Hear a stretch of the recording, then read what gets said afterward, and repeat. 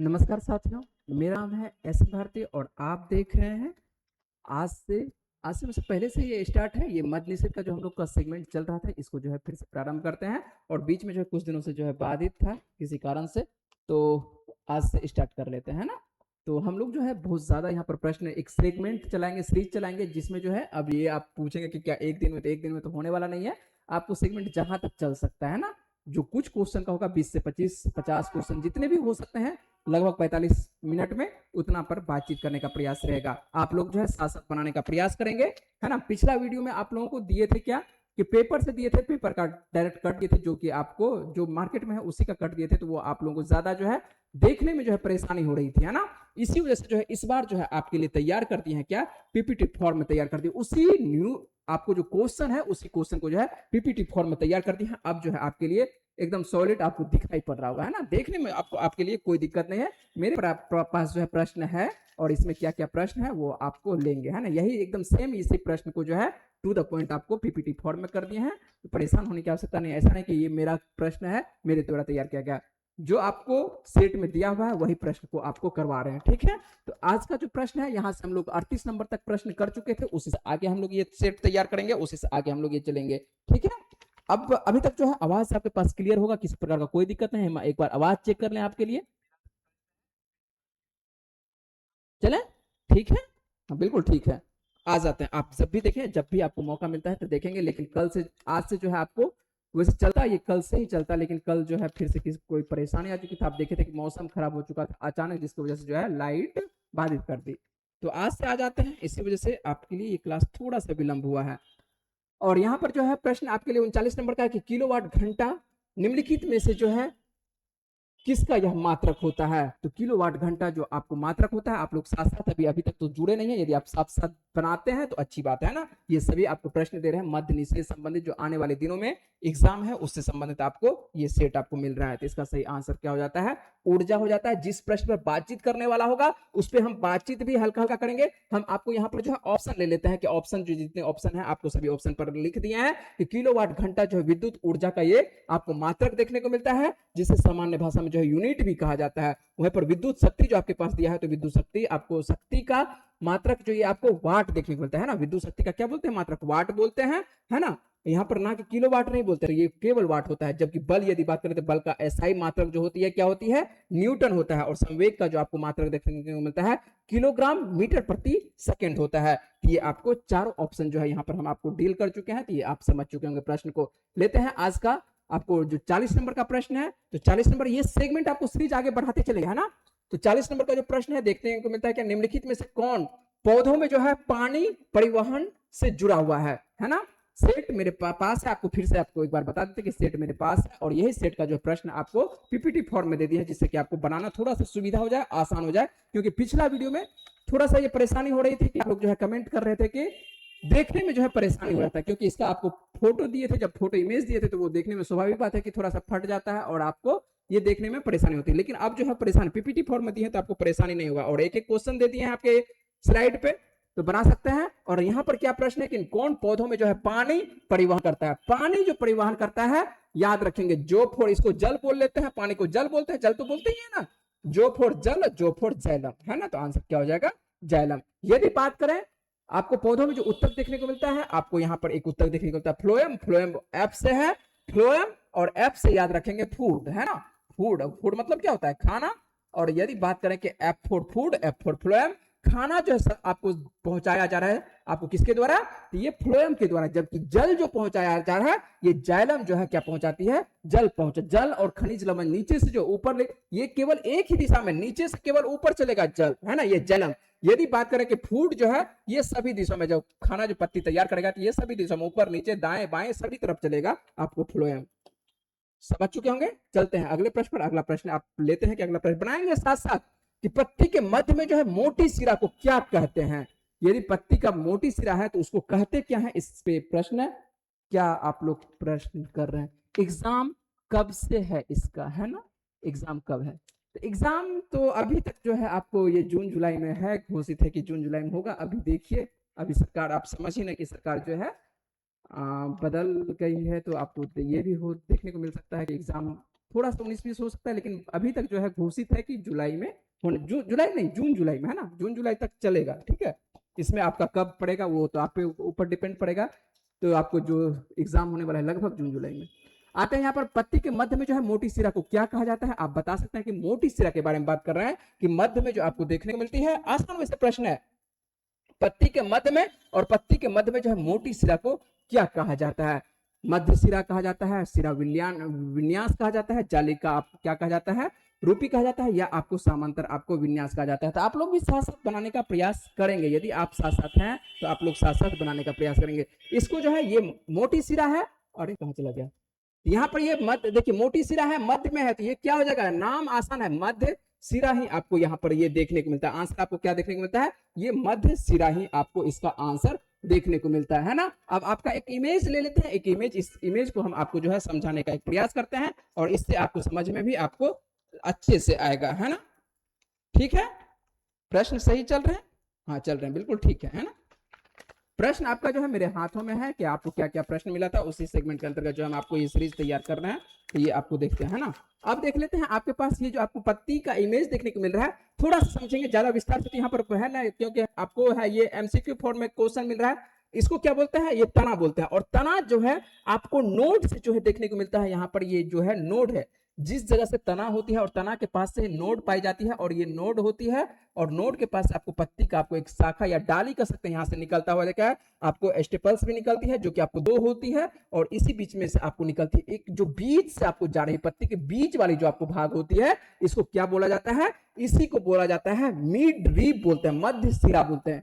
हिंदी आसान कर दिया है, हिंदी में आपको पूछा गया है तो आपके लिए आसान है, मिड ड्रिप बोलते हैं। और ये जो आपको देखने को मिलता है, इसमें जो आपको मिड ड्रिप के बाद क्या है, पतली पतली आपको लाइनिंग देखने को मिलता है ना, इसको क्या बोलते हैं, जिस तरह से हम लोग के शरीर में क्या है, नस है, इसी तरह से पत्ती में भी क्या है, नस है, इसको इसलिए वेन बोला गया। क्या नाम लिखा है, वेन लिखा है। यदि कुल बात करें कि ये जो कुल पत्ता जो आपको चौड़ा पत्ता, आपको चौड़ाई जिसको पूरी तरह से चौड़ाई पत्ता को, इसको जो है लेमिना के नाम से, लीफ लेमिना के नाम से जानते हैं। और ये जो आपको किनारा वाला भाग जो आपको देखने को मिलता है, इसको ब्लेड बोलते हैं। ब्लेड क्या, किनारा, एकदम छोटे से किनारा काटने का, और पत्ती का जो सबसे ऊपर वाला पॉइंट है, टिप पॉइंट इसको बोलते हैं। क्या बोलते हैं, पत्ती का सबसे किनारा ऊपर वाले भाग को क्या बोलते हैं, टिप, एकदम शिखर पर पहुंच चुकी है ना, तो पत्ती का ये सबसे अंतिम पॉइंट है, टिप बोलेंगे इसको, है ना। तो ये आप याद रखेंगे ये सब, और ये जो है आपको तना है, और यहाँ पर नोड भी लिखा हुआ है, नोड भी आप अच्छे से याद रखेंगे कि नोड क्या होती है।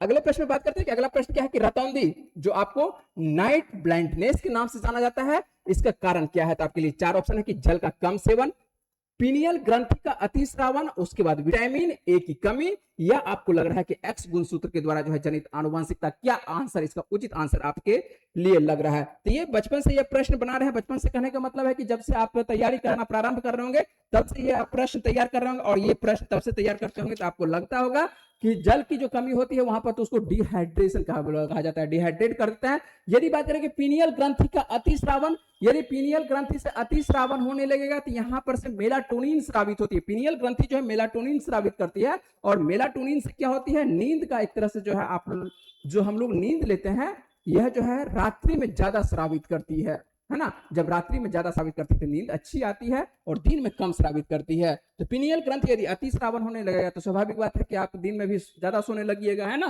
तो ये पीनियल ग्रंथि अतिस्रावन नहीं होती है, यह जो है ध्यान अपने अनुसार से ये काम करती है। तो यहां पर हो जाती है, ये क्या होती है, आंसर हो जाता है आपको विटामिन ए। क्या हो जाता है, तो यहाँ पर जो है विटामिन ए की कमी, और विटामिन ए की जिनको कमी होती है तो ये आंखों की बीमारी है, नाइट ब्लाइंडनेस, रतौंधी है, जो आपको दिन में तो दिखाई पड़ेगी, रातों में जो है यह नहीं दिखाई पड़ती है ना। पढ़े होंगे, यहाँ पर ज्यादा बातचीत भी नहीं करेंगे क्योंकि यह एमसीक्यू में ये क्वेश्चन आपको केवल दिया जा रहा है, तो यहाँ पर केवल बात क्वेश्चन आपको दिखाएंगे, इसका आंसर आप यदि बना सकते हैं तो आप बता सकते हैं, और आपका आंसर लेंगे। लाइव क्लास है, आप यदि आप देना चाहते हैं जवाब तो दे सकते हैं जवाब। लेते हैं अगला प्रश्न यहाँ पर लेते हैं, और अगला प्रश्न आपके स्क्रीनिंग पर आ चुका है, साथ साथ बना सकते हैं कि आपको आयनांत है और तथा विषुव है ना के संबंध में दिए गए जोड़ों में से कौन सा आपको सही नहीं है। अच्छे से प्रश्न को पढ़ेंगे, और ये प्रश्न जो है अच्छे से, इस प्रश्न को थोड़ा सा जो आंसर सीट आज आपको करवाया गया था उसमें जो है थोड़ा दिक्कत था, इसका आंसर जो है गलत दिया हुआ गया था किताबों में, लेकिन हम लोग जो है उचित आंसर इसका ढूंढेंगे और सही आंसर देखने का प्रयास करेंगे कि उचित आंसर इसका है क्या। सबसे पहले प्रश्न को पढ़ लेते हैं, कि एक बार फिर से पढ़ते हैं प्रश्न। इस तरह का प्रश्न जो है आपको परेशानी होता है तो उसको अच्छे से पढ़ेंगे। विषुव के बारे में दिया है, विषुव इक्विनॉक्स, इक्विनॉक्स होती क्या है, तो सबसे पहले इसको समझ लेते हैं ना, प्रश्न पर बनाने से पहले इक्विनॉक्स को समझते हैं। इक्विनॉक्स जो आपको देखने को मिलता है जब सूर्य की रोशनी जो है आपको दोपहर को, है ना, सभी एकदम कह सकते हैं कि सालों भर लगभग जो है आपको 12 घंटा, 3-12 घंटे की रात्रि होती है। तो ये कब कब होता है और कहां कहां पर ऐसा देखने को मिलता है, तो ये सितंबर माह में आपको 22-23 सितंबर के आसपास आपको देखने को मिलता है। ये आपको ऑटोनमल, आपको इक्विनॉक्स लिखा हुआ है। और जबकि यहाँ पर सिर्फ आप इक्विनॉक्स समझिए, ठीक है। विषुव समझिए, विषुव कब होती है, तो विषुव आप याद किए होंगे या टीचर आपको पढ़ाया क्या होगा, 22-23 सितंबर के आसपास, है ना। हो सकता है कोई एक डेट पढ़ाया गया होगा, लेकिन आसपास रहता है। वहीं पर आपको पढ़ाया गया होगा विषुव एक जो होती है आपको 2 बार सालों में होती है। एक बार आपको 22-23 सितंबर को, और 22-23 सितंबर के बाद आपको एक मार्च में देखने को मिलता है, 20-21 मार्च को। हो सकता है कि आपको 21 मार्च को लिखाया गया होगा। उसके बाद एक देखते हैं आपको जो है यहां पर जो है आपको जून में देखने को मिलेगा, जो हम लोग अभी आने वाले जून में, है ना। तो आपको अभी चलिए जून वाले में छोड़ देते हैं, जून आपको, और यहाँ पर जो है दिसंबर, ठीक है, 21 दिसंबर। जून में हम लोग के पास क्या है, अधिक गर्मी आपको देखने को मिलता है, अर्थात सूर्य जो है कहां पर रहेगा, तो सूर्य आपको देखने को मिलेगा कहां पर, आप ये जो है कर्क रेखा पर देखने को मिलेगा, है ना। इसको इस तरह से आ जाते हैं कर्क रेखा पर। और यहां पर जो है 22 दिसंबर के आसपास देखने को मिलेगा मकर रेखा पर रहेगा, मकर रेखा पर। और जबकि जो आपको विषुव है, विषुव कब कह सकते हैं कि आपको जो पूरी तरह से पृथ्वी का आपको जो इक्वेटर लाइन देखने को मिलता है, इक्वेटर पर आपको देखने को मिलता है कब, तो आप कह सकते हैं इक्वेटर पर आपको देखने को मिलेगा, कब देखने को मिलेगा, तो आपको 2 डेट में देखने को मिलेगा। एक तो हो सकता है कि आपको सितंबर में 22-23 सितंबर को, या इक्वेटर पर आपको देखने को मिलेगा 20-21 आपको मार्च के आसपास देखने को मिलता है। अब आते हैं प्रश्न पर, बनाते हैं प्रश्न को।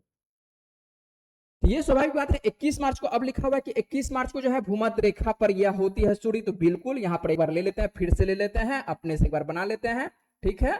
यहाँ पर ऐसे बना लेते हैं।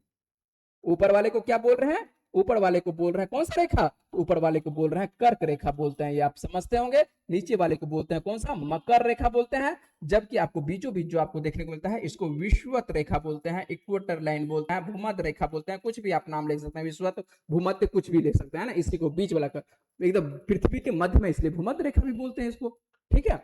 अब देखते हैं आपको ये जो देखने को मिलता है, सबसे पहले देखते हैं कि 21 मार्च, तो 21 मार्च को आपको देखने को, आपको बोले थे कि मार्च और सितंबर में क्या होती है, मार्च और सितंबर में आपको देखने को मिलेगा क्या, मार्च और सितंबर में आपको देखने को मिलता है कि पृथ्वी आपको बीचों बीच क्या रहती है, सूर्य रहती है ना। तो आपको लिखा हुआ 21 मार्च को भूमध्य रेखा पर, तो 21 मार्च को क्या रहती है, भूमध्य रेखा पर, बिल्कुल सही लिखा हुआ है। जबकि 21 जून लिखा हुआ है, 21 जून को क्या रहती है, आपको कर्क रेखा पर। तो आपको बताया था कि आपको 21 जून को आपको देखने को मिलता है, ये कर्क रेखा पर देखने को मिलता है, तो बिल्कुल ये भी सही लिखा हुआ है, ये भी सही है, ये भी सही है। उसके बाद देखते हैं 22 दिसंबर को जो है मकर रेखा पर, आपको बोले थे कि आपको दिसंबर में चले आता है सूर्य, चले चले चले जाता है मकर रेखा पर, और यहाँ पर जो डेट होगा ये 22 दिसंबर के आसपास होगा, है ना। और यहाँ पर सितंबर में वही 22-23 सितंबर के आसपास दिया हुआ सितंबर का, चलिए बाय, यहाँ चलिए 23 सितंबर दिया हुआ है, तो 23 सितंबर को यहाँ पर 23 सितंबर का जो डेट होती है, तो 23 सितंबर को कहां पर होती है, भूमध्य रेखा पर होती है। जबकि यहाँ पर लिखा क्या है, 23 सितंबर को जो लिखा है उत्तरी ध्रुव पर, ध्रुव पर तो सूर्य पहुंचेगा ही नहीं, है ना, ध्रुव पर तो पहुंचेगा ही नहीं। तो आपको जो आंसर बन जाता है, क्या आंसर बनता हुआ दिखाई पड़ रहा है, तो आंसर जो बनता हुआ दिखाई पड़ रहा है यहाँ पर आंसर हो जाएगा डी नंबर। क्यों, क्योंकि यहाँ पर पूछा है कि कौन सा आंसर नहीं, पूछा है कि कौन सा सही नहीं है, तो सही नहीं कौन सा है, ये जो 23 सितंबर, इसको लिखना चाहिए था क्या, ये आपको भूमध्य रेखा पर लिखना चाहिए था। उम्मीद है कि आप बातें समझ चुके होंगे। थोड़ा सा जो है प्रश्न आपको ज्योग्राफी से था, तो ज्योग्राफी से जब भी प्रश्न होता है तो ये कॉन्सेप्ट इसको क्लियर करके आगे हम लोग बढ़ेंगे। और कॉन्सेप्ट यहाँ पर आते हैं, अगला भी प्रश्न आपको ज्योग्राफी से है, और ज्योग्राफी से तो क्या है प्रश्न, ये बात करते हैं। आपको आपके लिए आसान सा प्रश्न है वैसे, ध्रुव तारा कौन सी दिशा को जो है ये दर्शाता है या सूचित करता है, तो ध्रुव तारा एकदम, ये छठा का प्रश्न, ये छठा का आपके लिए इमेज हम दिए हैं, जो छठा का एनसीईआरटी पर होंगे, आप लोगों को भी करवाए हैं, यहीं पर करवाए हैं एनसीईआरटी, और छठा के एनसीईआरटी में सेम यही आपको इमेज दिया हुआ है, और यहाँ पर इमेज समझ सकते हैं कि प्रश्न छठा का है और छठा के एनसीईआरटी का है, और एनसीईआरटी से आपको दिया गया है ये प्रश्न, और यह जो है आसान सा वैसे जवाब है, जवाब क्या है सभी को मालूम होगा, यह है उत्तर दिशा को जो है सूचित करता है। बचपन से पढ़ाएंगे, आपको बचपन में भी सिखाया होगा, ध्रुव तारा जो क्या होती है, अस्थाई आपको देखने को मिलती है, और इसकी पहले जमाने में जो है जब कंपास नहीं था, किसी भी दिशा सूचक यंत्र नहीं हुआ करता था, तो इसी से जो है ध्रुव तारा को जो है देखकर व्यक्ति जो है अपना जो है दिशा को सूचित करता था, ध्रुव तारा की ओर घूम जाता था और यहाँ से जो है ध्रुव तारा का उत्तर हो गया तो उसके पीछे पीठ के पीछे क्या हो जाएगा, आपको सीधी सी बात है कि दक्षिण हो गया, दाएं बाएं कर लेता था, है ना, ये पूरब किधर होगा पश्चिम किधर होगा, तो ये जो है आंसर हो जाता है, उत्तर हो जाता है। चलते हैं अगले प्रश्न पर, और अगला प्रश्न आपके स्क्रीनिंग पर रहा, ये आप लोग बना सकते हैं कि जो आपके लिए सेट मिल रहा है मध्य निषेध, ऐसा नहीं कि मध्य निषेध में काम देगा, यदि आप बीपीएससी का तैयारी करते हैं तो उसमें भी काम देगा, यदि आप तैयारी करते हैं टीचर वाला तैयारी कर रहे हैं तो उसके लिए भी आपको ये काम देगा, सभी के लिए काम देगा, है ना। प्रश्न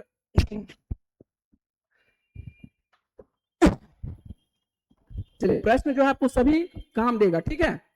थोड़ा सा लगातार जो बोलना पड़ता है तो ये समझ रहे आवाज जो है आपको थोड़ा सा दिक्कत देता है, चलिए कोई बात नहीं है, उम्मीद है कि आप समझ रहे होंगे बातों को। यहाँ पर आते हैं अगले प्रश्न पर बात करते हैं। अगला प्रश्न है, आसान सा प्रश्न है कि किस सुल्तान ने जो है अपनी राजधानी को जो है दिल्ली से आपको दौलताबाद में जो है बदला था।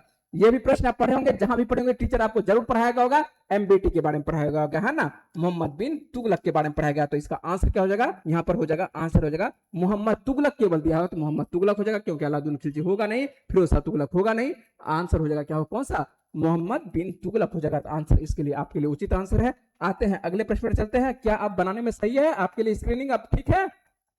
पहले तो आप लोग बोल रहे थे कि इमेज आपके लिए सही नहीं आता था, अब चलिए आप जवाब तो पूछ सकते हैं, ले सकते हैं जवाब। चलिए आते हैं अगला प्रश्न लेते हैं। अगला प्रश्न आपके सामने में है कि स्वदेशी आंदोलन को जो है आंध्र के डेल्टा इलाकों में जो है किस नाम से जो है जाना जाता था। स्वदेशी आंदोलन के बारे में बात करते हैं कि आंदोलन को जो है आंध्र के डेल्टा का जो क्षेत्र आपको देखने को मिलता है, तटीय आपको जो क्षेत्र देखने को मिलता है, वहां पर जो है इस आंदोलन को किस नाम से जाना जाता था, तो इस आंदोलन को जो जाना जाता था वंदे मातरम आंदोलन के नाम से जाना जाता था। कौन सा आंसर हो जाएगा, तो यहाँ पर इसका आंसर होता हुआ दिखाई पड़ रहा है, सी आंसर दिखाई पड़ रहा है। सभी आपको सेट में पूछा हुआ प्रश्न है, सभी आपको जो करवा रहे हैं ये आप एक बार फिर से आपको दिखा रहे हैं कि सेट का ये जो प्रश्न है आपको करवा रहे हैं, सेट का बिल्कुल सेट का प्रश्न करवा रहे हैं, सिर्फ आपको पीपीटी फॉर्म में दे दिए हैं क्योंकि आप जो दिखने में जो है अच्छा हो और सुविधा हो आपको देखने में, है ना, तो इसीलिए सेट हम अपने आगे में रखे हैं और आपको ये प्रश्न करवा रहे हैं, ठीक है। चलते हैं अगले प्रश्न में बात करते हैं कि अगला प्रश्न आपके लिए क्या है। अगला प्रश्न आपके लिए है, स्क्रीनिंग पर है, आप साथ साथ बना सकते हैं यदि आप बनाना चाहते हैं। तो किस अधिनियम ने जो है नस्ल, धर्म और राष्ट्र तथा राष्ट्रीय मूल आधारित पर जो है भेदभाव को जो है निषेध कर दिया था।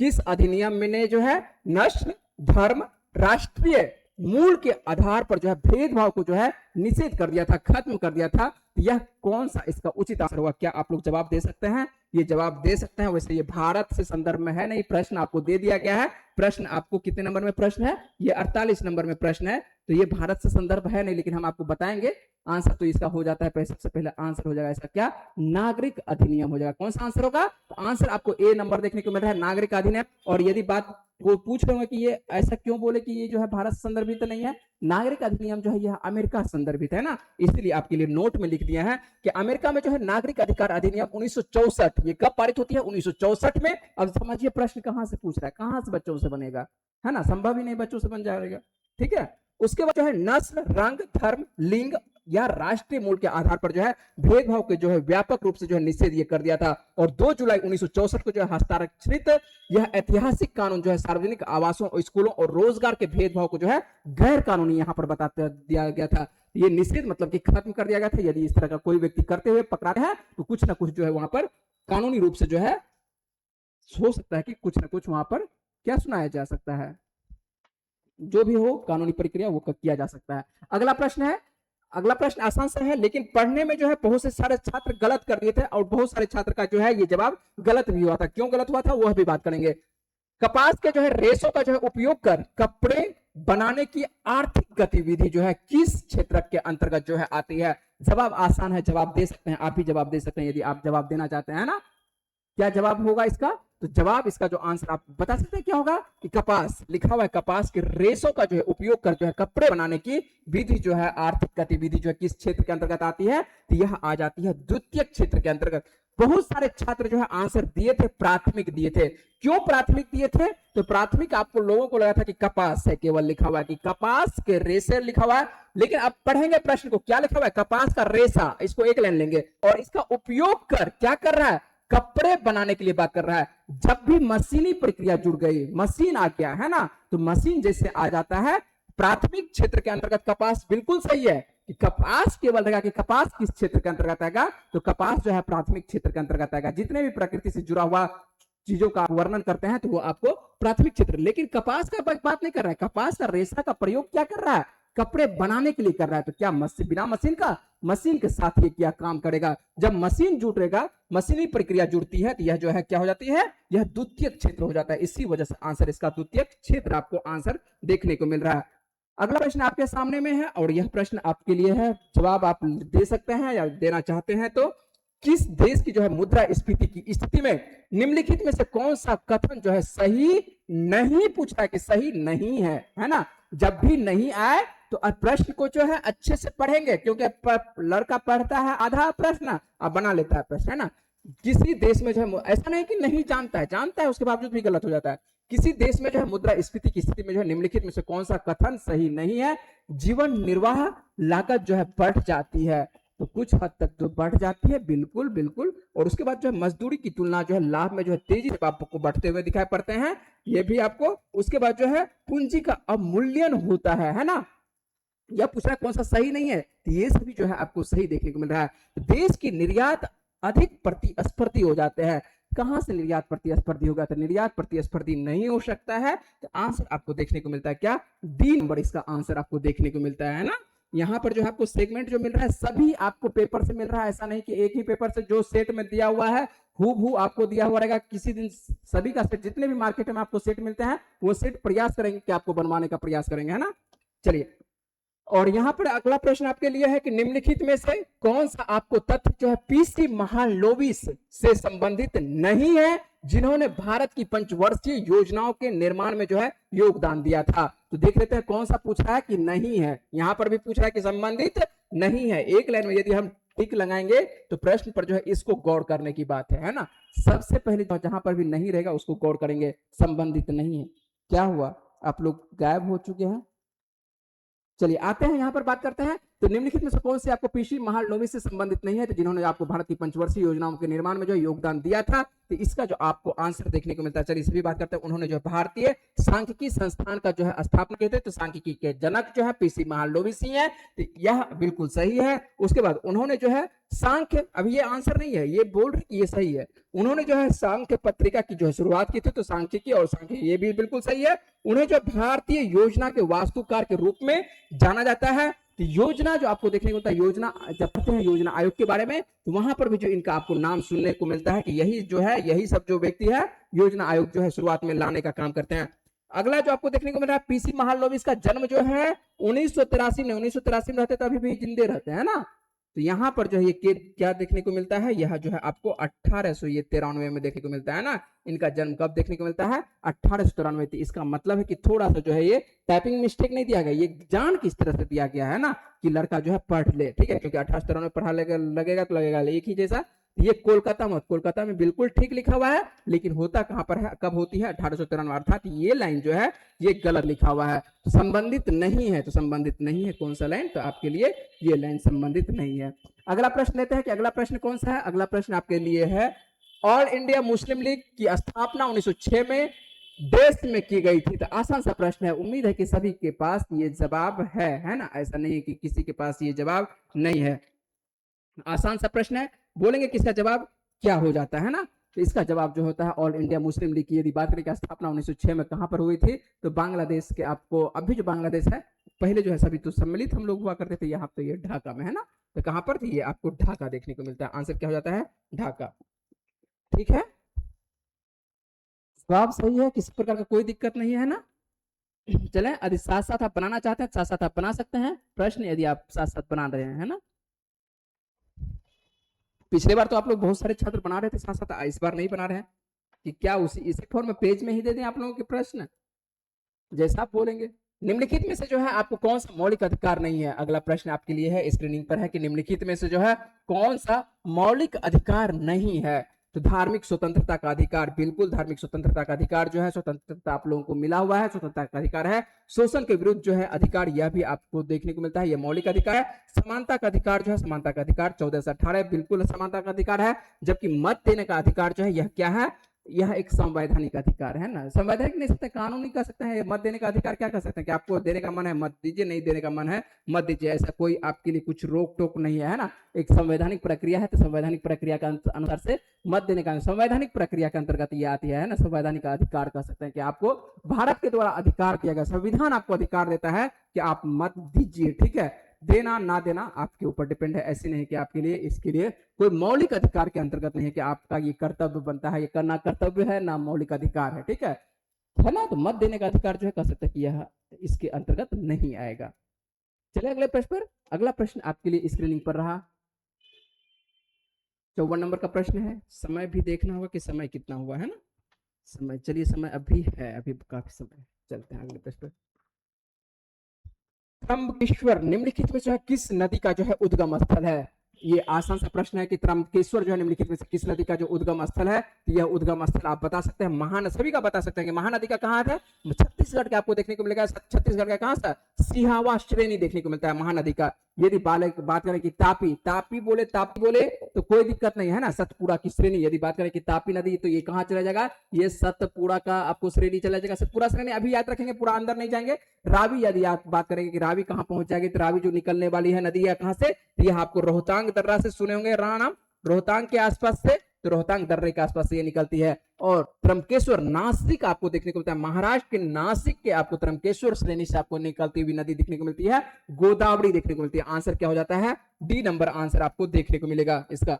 अगला प्रश्न लेते हैं कि अगला प्रश्न आपके लिए है, स्क्रीनिंग पर रहा कौन सा? तो स्क्रीनिंग पर रहा आपको निम्नलिखित में से कौन पंडित रविशंकर के गुरु थे? देख रहे प्रश्न किस तरह का पूछ रहा है, आपसे चाहेगा नहीं बनवाने तो नहीं बनेगा, है ना। पंडित रविशंकर के बारे में तो सभी कोई जान रहे हैं, चलिए कि पंडित रविशंकर तो ये फेमस है, तो ये जानते होंगे, है ना, कि सितार के ये क्या है फेमस आपको वादक है ना, पंडित रविशंकर। और यदि बात करें आपको क्या कहते हैं इनके गुरु का नाम, यदि बात करें कि इनके गुरु का क्या नाम था, तो इनके गुरु जो आपको देखने को मिलता है अलाउद्दीन खान देखने को मिलता है ना। सभी सेट में जो आपको कुछ प्रश्न जो है 5-6 प्रश्न ऐसे होते हैं जो कि थोड़ा सा दिक्कत देता है।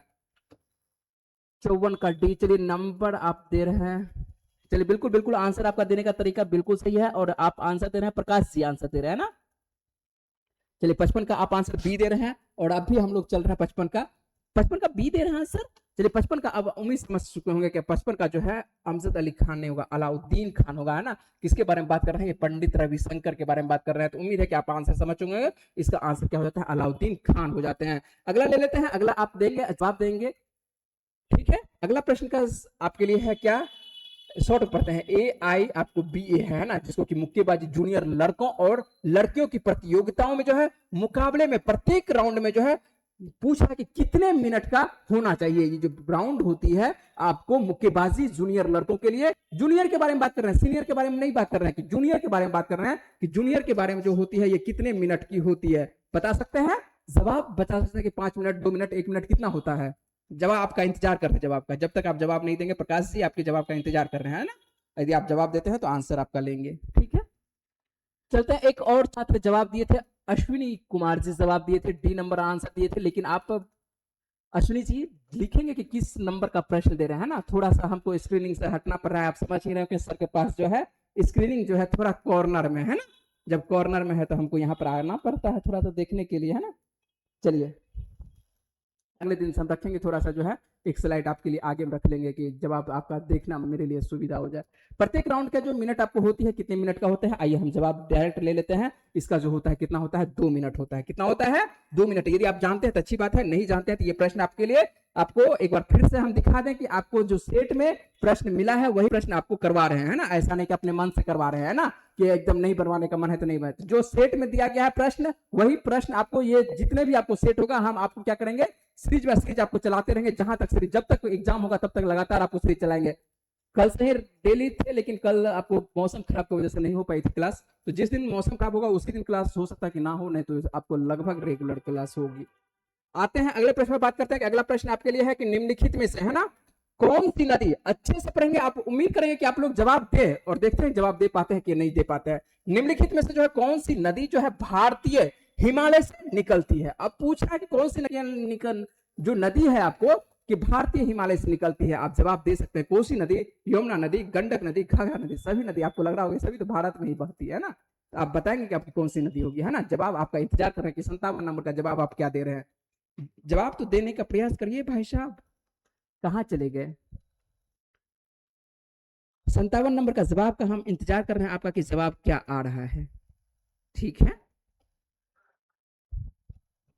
जवाब दे रहे हैं, आपसे उम्मीद है कि आप जवाब देने का प्रयास करेंगे। निम्नलिखित में से कौन सी ऐसी नदी है जो भारत, हम तो आपको इसका थोड़ा सा प्रश्न विस्तार से आपको बताएंगे कि कौन सा होगा कौन सा नहीं होगा। सभी नदी तो भारत में ही चल रही है। घाघरा आप सुन रहे हैं कि घाघरा चल रही है, गंडक चल रही है, गंडक तो पटने में आके मिलती है ना। जस्ट पटना में आपको क्या कहते हैं, उस पार, पटना उस पार कह सकता है कि आपको जो आपको हाजीपुर देख रहे हैं कि हाजीपुर में आके गंडक नदी आपको पटना में मिलते हुए दिखाई पड़ रही है। यमुना आपको, गंगा यमुना सरस्वती का जो मिलन हो रही है कहाँ पर हो रही है, आप पे एकदम डुबकी लगा के आ चुके हैं ना। उसके बाद क्या कहते हैं ये प्रयागराज में। उसके बाद कोसी नदी अपने बिहार की जो है एकदम शोक नदी जो आपको कहने वाली नदी है, आपको कोसी नदी देखने को मिलती है। और कोसी नदी जो आपको देखने को मिल रही है यह भी बिहार की सबसे कह सकते हैं कि गंगा के बाद जो है सबसे नामी जाने वाली नदी है ना। कौन सी, आपको कोसी, जो कि शोक नदी के नाम से बहुत ज्यादा बाढ़ इधर उधर ये लाती रहती है ना उत्तर बिहार में। घाघरा आपको, घाघरा ज्यादा बाढ़ नहीं लाती है, लेकिन गंगा में आके ये भी आपको मिलती हुई दिखाई पड़ती है। तो सभी नदी तो भारत में ही चलती है, तो कौन सी इसका उचित आंसर होगा। अभी तक आप लोग का जवाब नहीं आया, क्यों भाई साहब। चलिए, जवाब नहीं आया तो मैं मेरे द्वारा ही बता जाता है, इसका आंसर हो जाता है आपको यमुना। हम तो इंतजार कर रहे थे आपके जवाब का, लेकिन आप लोग जवाब नहीं दिए, तो कोई बात नहीं है, आंसर हो जाएगा यमुना नदी। यदि आप बात करें कि यमुना नदी आंसर होगा तो कोसी क्यों नहीं होगा, घाघरा क्यों नहीं होगा, गंडक क्यों नहीं होगा, आइए इस पर थोड़ा सा बातचीत हम लोग कर लेते हैं कि इसका क्यों, कौन सा आंसर जो हो रही है। यमुना नदी आपको देखने को मिलता है, और यमुना नदी उत्तराखंड राज्य के उत्तरकाशी जिले में यमुनोत्री से निकलती है। कहां से निकलती है, यमुना नदी जो है आपको उत्तराखंड राज्य से निकलती है। कहां से, उत्तराखंड, ये भारत में है, उत्तराखंड के उत्तरकाशी जिले से ये निकलते हुए दिखाई पड़ती है, यमुनोत्री से निकलते हुए दिखाई पड़ती है। इसी वजह से आंसर क्या होता है, यमुना हो जाता है। जबकि यदि चलिए यहाँ पर एक और खास बात लिखा हुआ है, यमुनोत्री जो है पूरी तरह से भारत में है। चलिए यही बातें आपको कर रहे थे कि यमुनोत्री क्या है, पूरी तरह से भारत में है, इसलिए इसे भारतीय हिमालय से निकलने वाली नदी कहा जाता है। जबकि कोसी, गंडक और घाघरा के बारे में हम लोग एक नजर में देख लेते हैं। ये तीनों नदियां जो है, ये तीनों नदियां भी हिमालय से ही आती है। ये तीनों नदियां भी कहां से निकलती है, हिमालय से। लेकिन इनका घर जो कह सकते हैं, जो अस्थाई घर जो कह सकते हैं, यह आपको घाघरा के बारे में बात कर रहे थे, यह तिब्बत चीन के मानसरोवर झील के पास से निकलते हुए दिखाई पड़ती है ना। तो ये तिब्बत के आसपास से निकलती है, जो कि भारत का क्षेत्र नहीं आता है। गंडक के बारे में यदि बात कर रहे हैं, यह भी नेपाल हिमालय से आपको क्षेत्र से निकलते हुए दिखाई पड़ती है, अर्थात यह भी जो है नेपाल में इसको नारायणी के नाम से भी जानते हैं, ये जानते हो कि नेपाल में इसको नारायणी। कोसी यदि बात करें, कोसी यह मुख्य रूप से जो है आपको, यह भी जो है नेपाल है ना। तो अभी हम तिब्बत भी लिख दिए हैं, और आपको नेपाल में, नेपाल के ऊंचे क्षेत्रों से आपको कोसी नदी भी निकलते हुए दिखाई पड़ती है ना।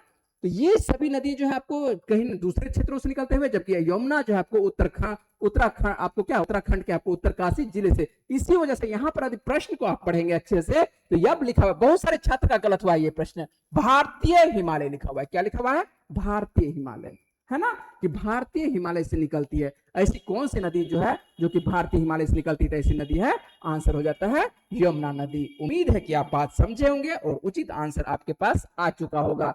ले लेते हैं अगला प्रश्न, ले लेते हैं कि अगला प्रश्न आपके लिए क्या है स्क्रीनिंग पर। निम्नलिखित में से कौन सा शहर जो है कावेरी डेल्टा में जो है शासक विजयालय के द्वारा जो बनवाया गया था, तो विजयालय के द्वारा पढ़े होंगे, विजयालय के द्वारा जो बनवाया गया था, यह कौन सा शहर, यह आपको तंजावुर है ना। यहाँ पर जो है मंदिर भी है, बहुत सारा मंदिर आपको देखने को होता है, शैव धर्म से संबंधित आपको बहुत सारे मंदिर भी आपको देखने को मिलता है।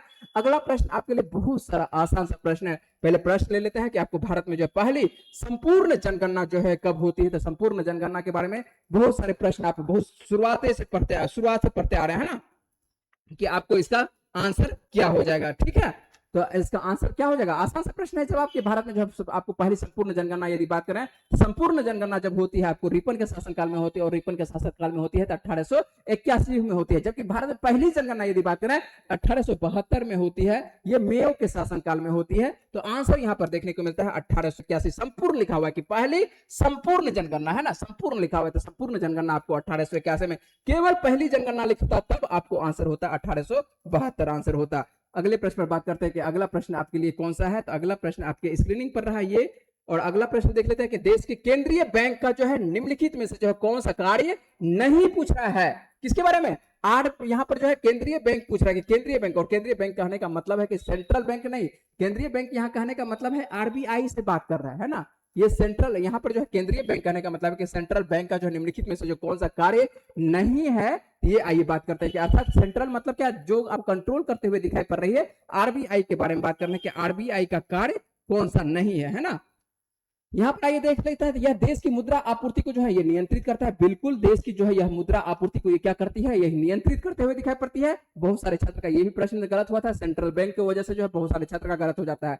यह सरकार के लिए क्या करती है, एक बैंकर के रूप में ये कार्य करता है। तो सरकार के लिए बैंकर के रूप में कार्य करता है, बिल्कुल सरकार के लिए यह बैंकर के रूप में कार्य करता है। और यह जनता से जो है जमा स्वीकार करता है। नहीं नहीं नहीं, जनता का आपके आरबीआई में जाकर अपना खाता खुलवाए हैं क्या, आपके लिए क्या दूसरा बैंक है, एसबीआई है, पीएनबी है और बहुत सारा बैंक आपको जो देखने को मिलता है, उसमें आप जाके बैंक खाता खुलवाते हैं। लेकिन आप ऐसा नहीं कि जाके आप चलते हैं आज आरबीआई का एकदम बैंक में आरबीआई में खाता खोल, आरबीआई में खाता कौन खुलवाएगा, बैंक खुलवाएगा। ठीक है, तो बैंकों का बैंक कहा जाता है, उसको आरबीआई कहा जाता है। इसलिए सरकार के यहाँ सेंट्रल कहने का मतलब है ये आरबीआई क्या कह रहा है, ये आरबीआई के रिजर्व बैंक ऑफ इंडिया के बारे में बातचीत कर रहा है और पूछ रहा है कि आरबीआई का कौन सा कार्य नहीं है। यह है सरकार के लिए आपको बैंकर के रूप में कार्य करता है, यह आपको जनता के लिए जमा स्वीकार नहीं करता है और यह देश की मुद्रा जारी करती है। बिल्कुल मुद्रा जारी करती है। तो आंसर आपका देखने को मिलता है जो नहीं है वही आंसर है ना। क्या आंसर है, यह जनता से जमा स्वीकार करता है, यह आंसर होगा इसका, है ना, क्योंकि यह इसका कार्य नहीं है। प्रश्न नहीं जब भी आए तो अच्छे से बाबू पढ़ना है ना। लेते हैं अगला प्रश्न, और अगला प्रश्न आपके स्क्रीनिंग पर रहा है और थोड़ा सा ये प्रश्न जो है मिलान करने वाला है, तो प्रश्न बनाएंगे अच्छे से और आसान सा प्रश्न है, कुछ नहीं रहता है इस प्रश्न में। ऐसे प्रश्न जो है आप एक दो प्रश्न आप मिलान करेंगे तो आसानी से ये प्रश्न आपको बन जाता है। विटामिन ए, और विटामिन ए का जो है आपको वैकल्पिक नाम दिया है, रासायनिक नाम दिया है कि इसका रासायनिक नाम इसको क्या बोलते हैं, है ना। तो ए को जो रासायनिक नाम अभी जस्ट बात किए थे, ए की कमी से आपको रतौंधी होती है और यहाँ पर जो है रासायनिक नाम है विटामिन ए का, जो रासायनिक नाम क्या हो जाता है, रेटिनॉल हो जाता है। कोई दिक्कत नहीं है, मिला लेते हैं सभी के बारे में। विटामिन बी12 है और विटामिन बी12 यदि आप बात करते हैं बी12 को क्या बोला जाता है, कोबाला मीन आपको बोला जाता है। वहीं पर आदि विटामिन सी के बारे में बात करें तो विटामिन सी जो है आपको एस्कॉर्बिक अम्ल इसको बोला जाता है ना। सभी पहले मिलान कर लेते उसके बाद हम लोग देख लेते। और डी अब मेरे पास एक ही बचा और डी जब बचा तो इसको कैल्सीफेरॉल के नाम से जाना जाता है, तो एर्को कैल्सीफेरॉल के नाम से विटामिन डी को जाना जाता है। तो आप आ जाते हैं तो एक का आपको क्या देखने को मिल रहा है, एक का आपको 3 देखने को मिल रहा है, एक का 2 देखने, एक का क्या देखने, यहाँ पर आते हैं ना, एक का आपको 2 देखने को मिल रहा है, एक का क्या, एक का आपको 2 देखने को मिल रहा है। तो विटामिन ए जो है रेटिनॉल, तो एक का आपको 2 ये भी चल रहा है, बिल्कुल ठीक है, ये नहीं जाएगा, एक का आपको 2 ये नहीं जाएगा और एक का 2 ये भी जा रहा है, चलिए ठीक है। उसके बाद देखने को मिल रहा है बी का आपको दिया हुआ है 1 दिया हुआ है, तो बी का आपको दिया हुआ है 1, तो बी का 1 ये नहीं होगा, तो अब मेरे पास बचा केवल 1, इसी जगह से आगे आप बढ़ेंगे ही नहीं। अब मिला लेंगे, बी का आपको 3rd, बी का 3rd बिल्कुल ठीक है, सी का आपको जाएगा, सी का 1 जाएगा बिल्कुल ठीक है, और डी का आपको जाएगा, डी का 4 जाएगा। तो 2 3 बनाएंगे, उसके बाद जो है आपको खुद ब खुद बनता हुआ दिखाई ये पड़ जाएगा। लेते हैं अगला प्रश्न। अगला प्रश्न जो आपके लिए है फिजिक्स से संबंधित है कि जड़त्व के बारे में जो है सही कथन पहचान कीजिए, है ना। जड़त्व समझ रहे हैं, तो जड़त्व के बारे में जो है द्रव्यमान जितना अधिक होगा जड़त्व उतना ही अधिक होगा, है ना। बिल्कुल बिल्कुल बिल्कुल सही आंसर, यही आंसर हो जाता है कि जिसका जड़त्व जितना अधिक होगा उसका जो है आपको द्रव्यमान भी उतना ही अधिक होगा, या द्रव्यमान जिसका जो जितना बड़ा होगा उसको धकेलना कर सकते हैं क्या आसान होगा, वो वहीं पर पड़ी हुई रहेगी, है ना। तो आसानी से जितना ज्यादा द्रव्यमान वाला वस्तु होगा उसका जड़त्व वो पकड़ा हुआ रहेगा, वो अस्थिर भी उतना ही ज्यादा रहेगा। जो छोटा रहेगा जिसका द्रव्यमान कम रहेगा तो उसको जो है आप पैर से, फुटबॉल को पैर से मार सकते हैं, और पत्थर दे देंगे, क्या पत्थर को पैर से मारकर लुढ़का दीजिएगा, संभव ही नहीं है ना, हम ही लोग लुढ़क जाएंगे। चलिए तो आंसर ये आसान सा है, अगला ले लेते हैं आंसर आपके लिए क्या है। आंसर लेते हैं यहाँ पर कि हम जो भोजन करते हैं, जो हम लोग भोजन करते हैं उससे प्राप्त ऊर्जा हमारे शरीर में जो है किस रूप में जो है ये संचित होता है। और आप लोगों को जो है बायोलॉजी जो है अच्छे से आप लोगों को पढ़ा दिए हैं कि हम लोग जो है जब खाना पीना जो भी खाना पीना खाते हैं और अंदर लेते हैं, छोटी आंत में जो है माइक्रोवीली जो आपको देखने को मिलता है वो ग्लूकोज के रूप में जो है ब्लड में मिला देता है। यदि बहुत ज्यादा आप खाना खा लिए, क्या कर लिए, बहुत ज्यादा खाना खा लिए, यहाँ पर लिखा हुआ है कि जो हम भोजन करते हैं उससे प्राप्त ऊर्जा जो हमारे शरीर में किस रूप में जो है संचित, पूछ रहा है क्या पूछ रहा है, संचित। आप बहुत ज्यादा ग्लूकोज ले लिए तो ग्लूकोज जो किस रूप में परिवर्तित हो जाती है, यह ग्लाइकोजेन के रूप में परिवर्तित हो जाती है। किस रूप में, ये ग्लाइकोजेन के रूप में। ग्लूकोज हम लोग जरूरी है, लेकिन यह जो है ज्यादा ग्लूकोज ले लीजिएगा तो यह किस रूप में परिवर्तित कर लेगा हम लोग का शरीर, कि ग्लाइकोजन के रूप में। और जब आप शरीर आपका खाना पीना आप नहीं ले रहे हैं, हो सकता है कि आपको भूख लगा हुआ, उपवास कर रहे हैं, कुछ भी कर रहे हैं, लंबे दिनों से आप क्या कहते हैं भूखे हैं, तो हो सकता है तब आपका जो ये ग्लाइकोजन जो जमा करके आपका शरीर रखा है उसी से उपयोग ये अपनी कोशिका को करते हुए कहेगा किसी का उपयोग करो। चलते हैं अगले प्रश्न पर, और अगला प्रश्न आप देखेंगे कि अगला प्रश्न क्या है कि भारत के 3 चरण के परमाणु ऊर्जा कार्यक्रम की स्थापना जो है किसने की थी, है ना। तो आपको भारत के 3 चरण के परमाणु ऊर्जा कार्यक्रम, एक ही नाम, और नाम है इनका क्या, होमी जहांगीर आपको भाभा देखने को मिलता है। तो ये जहांगीर भाभा जो आपको देखने को मिलता है, इसका उचित आंसर आपको देखने को मिलता है ना। चले, कोई दिक्कत नहीं होनी चाहिए। चलते हैं अगले प्रश्न पर। चलिए ठीक है, प्रश्न भी है, काफी प्रश्न है ना, समय हो रहा है। चलिए आगे आते हैं, अगले प्रश्न में बात करते हैं कि अगला प्रश्न आपके लिए क्या है। आपको सर्वाइवल, आपको ऑफ द फिटेस्ट के बारे में बात कर रहे हैं कि सर्वाइवल ऑफ द फिटेस्ट जो है वाक्य किसने दिया था। तो सर्वाइवल ऑफ द फिटेस्ट वाक्य जो दिया गया था, ये किसके द्वारा दिया गया था। क्या जवाब कोई दे रहे हैं, कौन सा भाई साहब दे रहे हैं। सूरज कुमार जी जवाब दे रहे हैं बी नंबर। तो सूरज जी जवाब जब बी दिए हैं तो ये भी तो बता दीजिए किस प्रश्न का जवाब दिए हैं, कैसे समझेंगे कि आप जवाब दिए हैं, क्या इसका जवाब दिए हैं, 65 का जवाब दिए हैं, जो भी जवाब दिए हैं ठीक है। यदि 65 का जवाब दिया है तो आपका आंसर सही है। अब किसका जवाब दिया है तो ये तो हम नहीं पता है, इसलिए नंबर आप लिख के जवाब देंगे, ठीक है। थोड़ा सा आपसे रिक्वेस्ट है कि नंबर लिख के जवाब देंगे तो पता चलेगा कि आप सही जवाब दिए या गलत जवाब दिए। चलिए यहां पर लेते हैं सर्वाइवल ऑफ द फिटेस्ट, यदि बात करें कि वाक्य किसने दिया था, ये आपको बिल्कुल सही है, ये हर्बर्ट आपको स्पेंसर की ये वाक्य कहा गया है ना। तो एक दो आपको पूछा जाता है, कथन पूछा जाता है और कथन सीधे तौर पर जो है पूछा जाता है, तो याद रखेंगे। यदि जानकारी है तो अच्छी बात है, नहीं जानकारी है तो आप नोट कर लेंगे। अगले प्रश्न में बात करते हैं कि निम्न पदार्थों में से जो है किसका गलनांक जो है स्पष्ट नहीं है। अब यहाँ पे जो है बहुत सारे छात्र का जो है गलत हो गया जवाब, है ना। और पूछ रहे कि निम्न में से किसका गलनांक जो है स्पष्ट नहीं पूछा है, स्पष्ट नहीं है। और अधिकांश छात्र का जो है लगभग 90% छात्र जो है आंसर दिए थे हीरा, है ना। 90% छात्र आंसर दिए थे हीरा, मात्र 2% यहां पर भी थे, ठीक है, 2% यहां पर भी थे, और मात्र आ जाते हैं आपको 7 से 8% में जो है आपको इस जगह आंसर आए थे, है ना, कांच पर आए थे। और उचित आंसर जो है कांच ही होगा। क्यों कांच होगा, आइए हम बातचीत कर लेते हैं कांच क्यों होगा। यदि बात करें इसका स्पष्टीकरण थोड़ा सा कर लेते हैं, क्योंकि अधिकांश 90% छात्र जो है ये गलत कर देते हैं जवाब, तो इसके जवाब हम लोग लेते हैं। तो कांच का जो गलनांक आपको देखने को मिलता है निश्चित क्या होता है, नहीं होता है, क्योंकि यह क्या है, अकृष्टलीय आपको ठोस है, ठीक है। तो ये जो गलनांक आपको देखने को मिलता है, ये जो आपको यह क्या है, निश्चित इसका नहीं है। किसका, कांच का। कांच हम लोग बनाते हैं, है ना, जो आप जिसमें जो आप देखते हैं अपना चेहरा देख रहे हैं, वो आपके लिए शीशा नहीं है, वो कांच है ना। जो आप अपने घरों की खिड़की देखते हैं तो घरों की खिड़की है, वो शीशा नहीं है, वो क्या है, कांच है। शीशा धातु है, जबकि कांच क्या है, कांच आपके लिए ये आपको क्या है, अक्रिस्टलीय ठोस है। ये एक तरह से हम लोग इसको सिलिका सबसे बनाते हैं, है ना। इसको उचित ताप पर देके क्या करते हैं, गलाते हैं। और गलनांक, इसके गलनांक स्पष्ट नहीं होता है, हो सकता है कोई कम पर कोई ज्यादा पर, इसलिए इसके लिए लिखा हुआ है कि गलनांक इसका स्पष्ट निश्चित नहीं है ना। कोई बालू कम पे भी पिघल जाएगा, कोई ज्यादा पे पिघलेगा, ठीक है। तो ये कोई फिक्स नहीं है। जबकि अक्रिस्टलीय आपको कांच जो है कणों की आपको कोई निश्चित और नियमित यहाँ पर लिखा हुआ है कि आपको ये व्यवस्था नहीं होती है, इसी वजह से आंसर हो जाता है कांच हो जाता है। और लड़का सब जो है कांच और शीशा एक ही समझता है ना। तो वो गाना अलग है, शीशा हो जो भी होता है शीशा टूट जाता है, ठीक है। तो यहाँ पर जो है अलग बात है, कांच अलग होती है, शीशा अलग होता है। यदि आपको जानकारी नहीं है तो आप अपने किससे पूछेंगे, आप अपने जो है पूछेंगे केमिस्ट्री वाले टीचर से कि सर शीशा क्या है और कांच क्या है, दोनों में अंतर क्या है। आप मेरे पास आएंगे तो हम तो आपको बता ही देंगे। वैसे हम अभी तौर पर बता रहे हैं कि कांच आपको जो है अक्रिस्टलीय के अंतर्गत आता है। शीशा यदि बात करें, ये क्या है, ये धातु है ना, ये क्या है, धातु है। शीशा क्या है, धातु है, ठीक है। चलिए आइए बात करते हैं तापमान सीमा। यदि बात करते हैं कि गर्म करने पर जो कांच किसी एक निश्चित तापमान पर जो है नहीं पिघलता है, बल्कि यह तापमान के एक विस्तृत आपको दायरे रेंज में जो है धीरे धीरे ये नरम होता है, फिर तरल अवस्था में ये क्या हो जाते हैं, बदल जाता है। इसी वजह से जो है कांच क्या होता है, कांच जो है इसका आपके लिए जो आंसर था कि गलनांक स्पष्ट नहीं है, तो क्या आंसर होगा, कांच आंसर होगा। जबकि बहुत सारे छात्र आंसर दिए थे हीरा आंसर दिए थे, है ना। तो हीरा का गलनांक स्पष्ट होता है ना। किसी भी चीज का जो है आप कह सकते हैं कि अधिकांश वस्तु का जो है गलनांक स्पष्ट होता है कि कितने पर जो है लोहा कितने पर पिघल जाएगा, है ना। लकड़ी सबको तो गलनांक कह सकते हैं, किसी भी चीज का कह सकते हैं गलनांक सभी कम होता है, लकड़ी सबका तो बहुत कम होता है। चलिए यहाँ पर आते हैं, ये समझ चुके होंगे आप बातों को।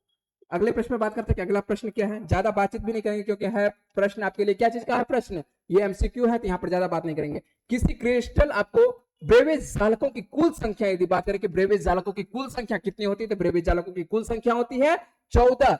ठीक है, अब यहाँ पर विस्तार बात नहीं कर पाएंगे, इस वजह से विस्तार से बातचीत नहीं करेंगे, क्योंकि अब यदि आप पढ़े होंगे क्रिस्टल ब्रेविज के बारे में तो ही आप जान सकते हैं कि 14 हो सकती है। यदि नहीं पढ़े हैं तो आप अपने फिजिक्स वाले टीचर से पूछेंगे कि ये होती कैसे है और आंसर इसका 14 बनता कैसे है। अगले प्रश्न पर बात करें कि अगला प्रश्न पर यहाँ पर क्या है, यदि किसी आदर्श गैस के आपको 2 मोल निर्वात में जो है स्वतः आपको प्रसारित होती है तो संपादित आपको कार्य के लिए जो है मान आपको देखने को मिलता है। यदि 2 मोल देखने को मिल रहा है, कि आप पूछ रहा है कि 2 मोल है ना, यदि 2 मोल आपके लिए निश्चित होती है ना किसी आदर्श गैस के लिए, तो और स्वतः प्रसारित यदि बात करें कि स्वतः प्रसारित आपको संपादित कार्य का जो है मान आपको कितना देखने को मिल रहा है, 2 जूल होगा, 4 जूल होगा या 0 होगा। जब स्वतः यह प्रसारित होगा तो यह आपको देखने को मिलता है, क्या देखने को मिलता है, यह 0 हो जाएगा। क्या देखने को मिलेगा, यह आपको प्रसारित करने को देखने को मिलेगा, क्या 0 हो जाएगा, है ना।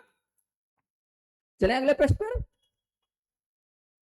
चलिए अगला प्रश्न ले लेते हैं। और अगला प्रश्न आपके सामने में कि जीन शब्द का जो है प्रस्तावित किसके द्वारा ये किया गया था। आसान सा जवाब है ना, किसी प्रकार का कोई दिक्कत नहीं होनी चाहिए, जवाब आसान सा है। और जवाब आसान सा है, क्या जवाब है कि आपको जीन शब्द जो है किसने प्रस्तावित किया था, ये जीन शब्द जो प्रस्तावित किया गया था किसके द्वारा, तो ये जीन शब्द जो प्रस्तावित किया गया था जोहानसन के द्वारा किया गया था। वाटसन, मॉर्गन और विलियमसन। तो वाटसन, मॉर्गन, वाटसन के बारे में तो आप कम से कम जानते हो कि वाटसन के द्वारा जो है डीएनए का जो डबल है, डीएनए का जो यदि बात करें कि डीएनए डबल हेलिक्स के बारे में बात करें, डीएनए ना, हाँ डीएनए डबल हेलिक्स के बारे में बात करते हैं, आपको वाटसन एवं क्रिक के बारे में आप सुने होंगे, है ना। मॉर्गन के बारे में आप सुने होंगे, जो आपको लिंग संलग्नता है इसके बारे में आप सुने होंगे कि मॉर्गन का ये सिद्धांत है लिंग संलग्नता का, है ना। तो इसके बारे में विलियमसन उतना इंपॉर्टेंट नहीं है, छोड़ दीजिए इसके बारे में, है ना। चलिए अगले प्रश्न पर बात करते हैं कि अगला प्रश्न आप लोगों के लिए क्या है। अगला प्रश्न आपके लिए है कि विषाणु में जो है न्यूक्लिक अम्ल को ढकने वाला, है ना, विषाणु में पूछ रहा है कि विषाणु, वायरस जिसको बोलते हैं, वायरस में जो है आपको न्यूक्लिक अम्ल को जो है ढकने वाला जो है प्रोटीन आवरण को क्या कहा जाता है। तो प्रोटीन आवरण को जो कहा जाता है क्या कहता है, प्लाज्मिड कहता है या कैप्सिड कहता है या वेक्टर कहता है या जीनोम कहते हैं। प्रश्न अच्छा है और यहाँ पर भी जो बहुत सारे छात्र का जो है जवाब गलत हो जाता है। तो जवाब गलत होने का कारण क्या है, आइए, क्योंकि आपके पास जो है जानकारी नहीं है। पहले हम आपके पास एक इमेज दिखाते हैं, उससे आपका प्रश्न जो है आसान सा बन जाएगा। ये वायरस आपको देखने को मिलता है और वायरस जो है आपको यहाँ पर देखने को मिलता है, ये क्या है, जो अंदर में जो आपको कह सकता है कि यहाँ पर जो इसके अंदर में जो डीएनए कह सकते हैं एक तरह से, है ना, जो सिंगल डी आपको आरएनए, सॉरी डीएनए बोल रहे हैं, आरएनए, है ना। यहाँ पर जो आरएनए आपको देखने को मिल रहा है और यह क्या होती है, इसको एक सुरक्षा लेयर से घेरे रहती है। तो सुरक्षा लेयर से जो आपको घेर के रखती है, ठीक है, तो ये सुरक्षा लेयर से जो घेर के रखती है इसको कैप्सिड बोलते हैं। इसको आप जीनोम भी बोल सकते हैं कि अंदर में जो इसके पास जो है जीन जो आपको देखने को मिलती है, जो इसके पास अंदरूनी जीन है, इसको जीन बोला जाता है। इसीलिए यहाँ पर प्रश्न आपके लिए लिखा हुआ है, क्या लिखा हुआ है प्रश्न, कि आपको न्यूक्लिक अम्ल लिखा हुआ है। तो न्यूक्लिक अम्ल जो आपको देखने को मिलता है, ये जो न्यूक्लिक अम्ल आपको देखने को मिल रहा है, इसको क्या है, एक आवरण से ढका हुआ, ये वायरस है मान लेते हैं। और वायरस यदि मान लेते हैं कि इसको जो है आपको इनवेलप, आपको प्रोटीन आपके लिए चारों तरफ से घेर के रखा है और इनवेलप प्रोटीन के अंदर में आपको देखने को मिल रहा है, ये क्या है, एक जो आवरण से ढका हुआ है, इसको कैप्सिड बोलते हैं। क्या बोलते हैं, कैप्सिड बोलते हैं। और इसी वजह से इसका आंसर जो आपको देखने को मिलता है, यह आंसर क्या हो जाता है कि विषाणु न्यूक्लिक अम्ल ढकने वाला जो आपको आवरण क्या कहलाता है, यह कहलाता है कैप्सिड कहलाता है। क्या कहलाता है, कैप्सिड कहलाता है ना। तो आंसर आपको देखने को मिलेगा कैप्सिड कहलाता हुआ दिखाई पड़ता है।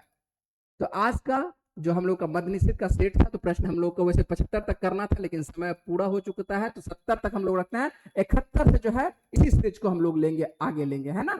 यदि आप यहाँ तक किए हैं तो इस सीरीज को फिर से आगे हम लोग बढ़ाएंगे, धीरे धीरे करेंगे। हर घबराने की आवश्यकता नहीं है, ऐसा नहीं कि घबराना है।